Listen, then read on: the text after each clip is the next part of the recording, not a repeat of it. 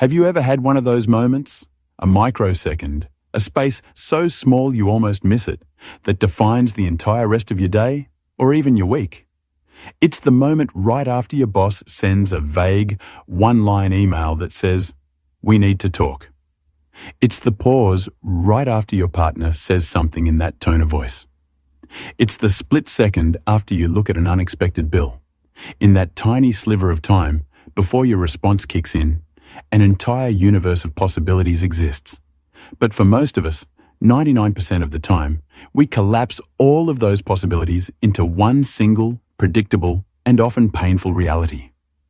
The familiar knot of anxiety tightens in your stomach. The flash of defensive anger rises in your throat. The cold wave of panic washes over you. And just like that, the loop begins again. You're back on the same track, heading toward the same destination you've been to 100 times before. This isn't a flaw in your character. It's a feature of our biology and a misunderstanding of how reality actually works.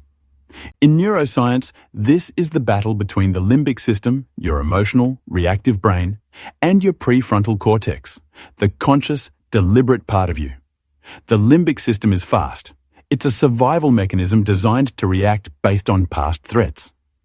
But the problem is, it can't tell the difference between a real threat and a perceived one, like a stressful email.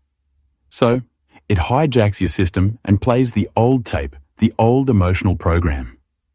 And this is where it gets really interesting, because quantum physics has a parallel concept, the observer effect. The principle states that in the quantum realm, a field of pure potential exists as waves of possibility until it is observed.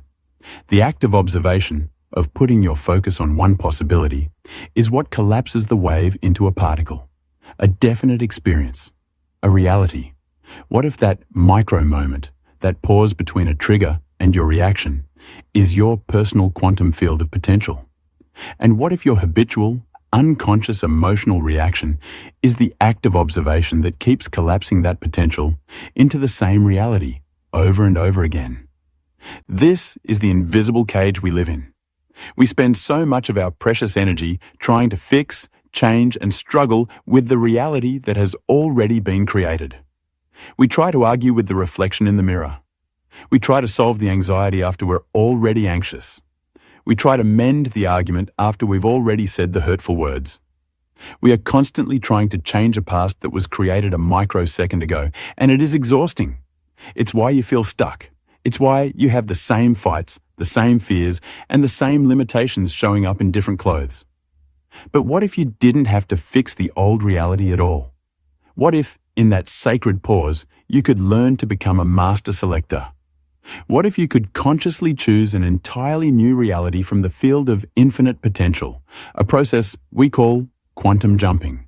That is what we're going to explore today. Not as a fantasy concept, but as a practical, tangible skill that will shift you from being a reactor to your life to being its conscious creator. So what is quantum jumping really? Let's clear something up right away. It's not about physically dematerializing and reappearing in another location. It is a jump in consciousness, an energetic leap from one vibrational timeline to another. To understand this, let's use a metaphor. Imagine that every possible version of your life exists right now as parallel film reels in a vast cosmic library. There's a film reel where you are confident, abundant, and thriving. There's one where you are struggling. There's one where you took that job, and one where you didn't. Infinite reels, infinite possibilities, all existing simultaneously as potential. The film reel you are currently experiencing is determined by your dominant energetic frequency, your habitual thoughts, beliefs, and emotional states. Your energy is the projector that shines light through one specific film reel, making it your visible, tangible reality. Now, the common approach to self-development is what I call in-scene editing. It's like trying to change the movie while you're still a character inside of it. You're on the film reel of anxiety before meetings, and you're trying to reason with your anxiety, fight it, or cover it up with affirmations while the projector is still running that same film. It's a struggle because the entire energetic context, the whole scene, supports the anxiety. Quantum jumping is a completely different approach. It's not about editing the scene, it's about becoming the film editor.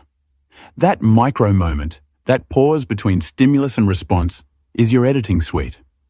It's the one moment where the projector flickers. It's the moment you have access to the entire library of film reels. In that pause, you have the power to stop feeding energy to the old film reel of anxiety and consciously select a new one.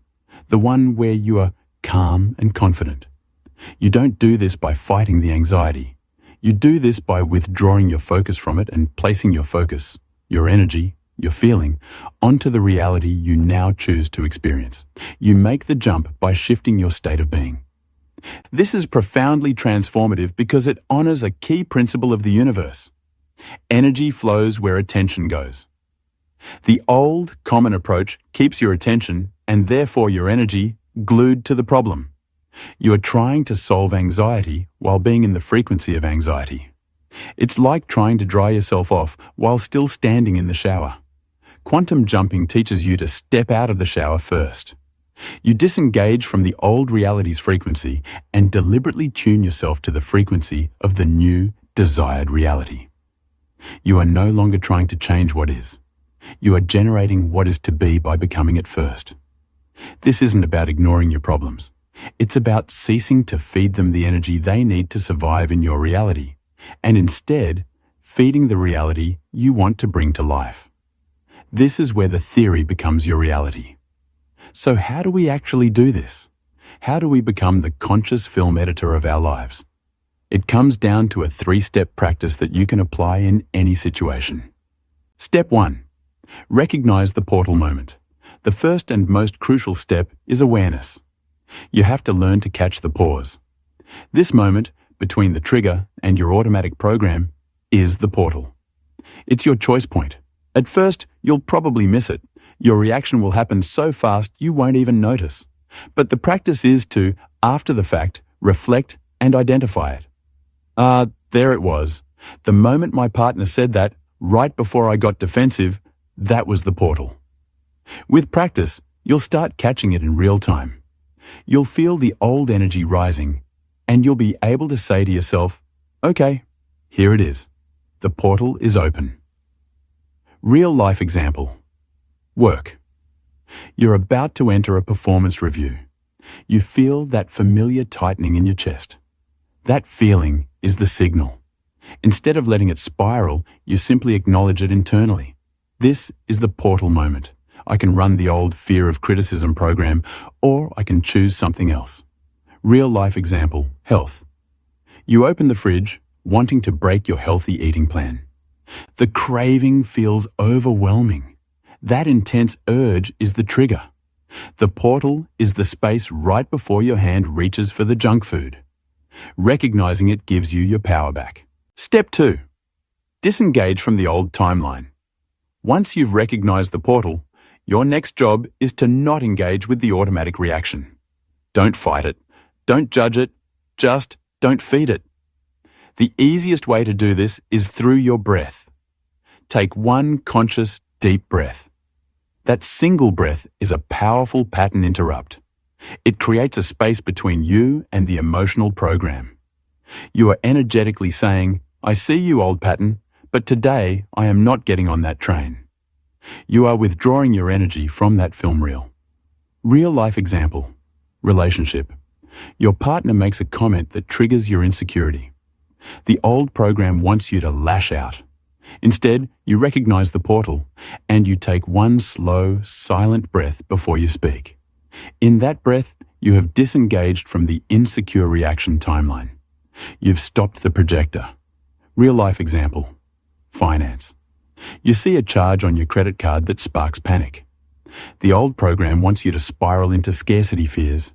You see it, you feel it, and you take a deep breath. You consciously refuse to follow that train of thought. Step 3. Embody the new reality's frequency.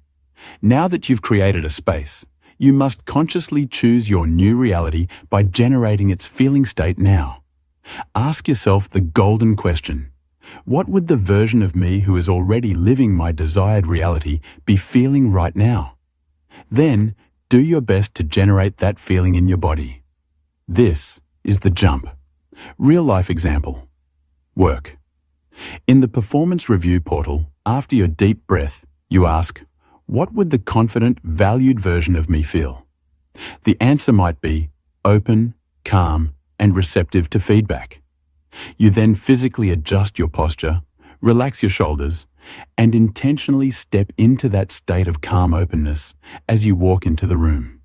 You've just jumped to a new timeline. Real life example. Relationship. After taking a breath instead of lashing out, you ask, what would the version of me in a deeply secure and loving relationship do? The answer might be, respond with curiosity instead of accusation. So you say, help me understand what you mean by that, from a place of genuine connection. You have just chosen the connection timeline over the conflict timeline. This is the work. Recognize the portal. Disengage with a breath. Embody the new frequency. It's a practice, and you won't be perfect, but every time you do it, you are carving new neural pathways. You are literally rewiring your brain and reconditioning your body to a new reality. If these practical steps are starting to click for you, and you feel ready to become the conscious creator of your life, take a moment to support the channel by hitting that like button and subscribing. It tells me this is the content you need, and it ensures you won't miss what's coming next. So let's bring this all together. The immense power to change your life doesn't lie in grand, sweeping gestures. It's not found in struggling against your current circumstances. The point of power is subtle. It's quiet. It's found in the sacred, silent pause between what happens to you and how you choose to respond. Your entire reality is born from the choices you make in these micro moments. By mastering this pause, you stop being a leaf blown about by the winds of circumstance and you become the wind itself. This practice of quantum jumping is about more than just having a better day. It's about graduating from a level of consciousness that believes life happens to you, to a level of consciousness that knows life happens through you and for you. It's about reclaiming your divine birthright as a sovereign creator. It's about understanding that you are not here to endlessly fix a broken past, but to continuously choose a more expansive future. The old reality doesn't need to be defeated. It simply needs to be unchosen. I want to leave you with this thought. Your future is not something you discover, it's something you select. And now I want to hear from you. This is where the work begins. In the comments below, share with all of us.